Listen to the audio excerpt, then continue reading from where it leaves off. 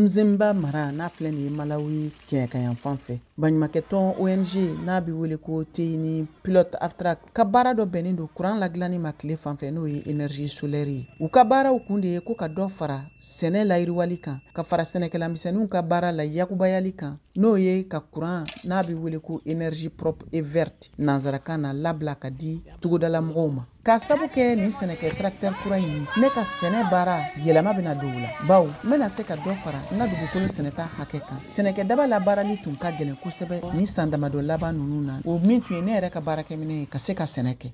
Emily Kamanga ale ye sɛnɛkɛla musoman ye min si bɛ san 50 ani san 3 la. B'a ka dugukolo labaara ni sɛnɛkɛminɛnw ye minnu bɛ kɛ ni bolo ye nin y'o san 9 ye. An bɛ don min na a jatilen don u ka sɛnɛkɛla 20 fɛ minnu bɛ na ni sɛnɛ taabolo kura in nafa sɔrɔ n'o bɛ tɛmɛ courant fɛ n'a bɛ wele ko énergie solaire o min baaraw bɛ ka laɲɛɲini Malawi jamana fɛ. Emily Kamanga y'a jigiya ko sɛnɛ labaarali sirakɔrɔ n'o ye ka baara kɛ ni bolo ye kɛra sababu ye ka sɛnɛ labaarali baaraw segin kɔ.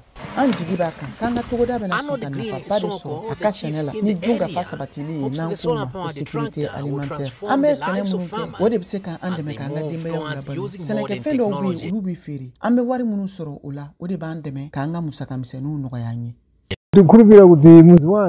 An jigi b'a kan k'an ka togoda bɛna sɔn ka nafaba de sɔrɔ a ka sɛnɛ la ni dunkafa sabatili ye n'an k'o ma ko sécurité alimentaire. An bɛ sɛnɛ minnu kɛ o de bɛ se k'an dɛmɛ k'an ka denbayaw labalo. Sɛnɛkɛfɛn dɔw bɛ yen olu bɛ feere an bɛ wari minnu sɔrɔ o la o de b'an dɛmɛ k'an ka musakamisɛnninw nɔgɔya an ye.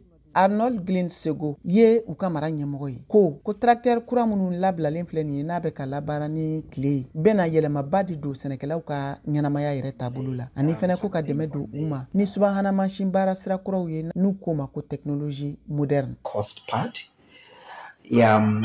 Affordability. A gɛlɛyara sɛnɛkɛlamisɛnninw camanba bolo ka se ka sira kuraw sɔrɔ ka se ka u yɛrɛ dɛmɛ ka kɛɲɛ ni subahana mansin baara ta sira kura ninnu ye ka sabu kɛ u bɛ sɛnɛ kɛ dugukolo min kan o man bon a ma nɔgɔn mɔgɔ dɔw bolo k'a fɔ k'olu bɛna wuli ka taa sɛnɛkɛ mansin tracteur ɲini u yɛrɛ ye. Cakɛda kulu dɔ min bɛ wele ko groupe de réflexion sɛnɛ layiriwali kama i ye wele bila jamana ɲɛmɔgɔw ma k'u k'u sen don nin baara in taabolo la n'o ye subahana mansin donni ye sɛnɛ yiriwali baaraw la ko walasa ka se ka dɛmɛ don yiriwali fan fɛ ka ɲɛsin sɛnɛ nasira kuraw ma ka se k'o labila ka di sɛnɛkɛlaw ma minnu fanga man bon. They needed to maybe mechanize or find something better.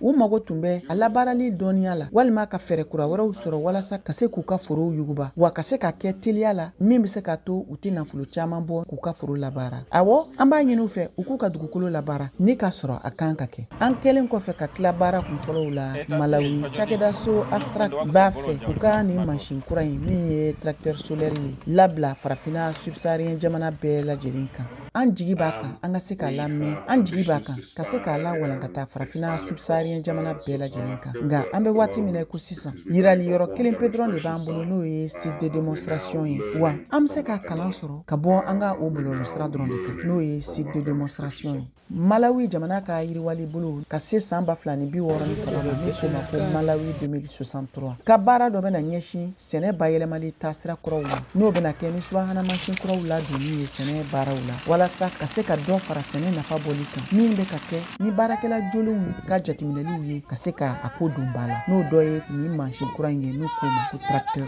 solaire a bɛna se ka yiriwaliba don sɛnɛ nasiraw fɛ. Nin tun ye VOA ka laselikɛla Chinwewe Padata ka fasiri sɛbɛn ye ka bɔ Nzimba Malawi jamana kan. VOA Bambara tɔgɔ la Mariam Traoré.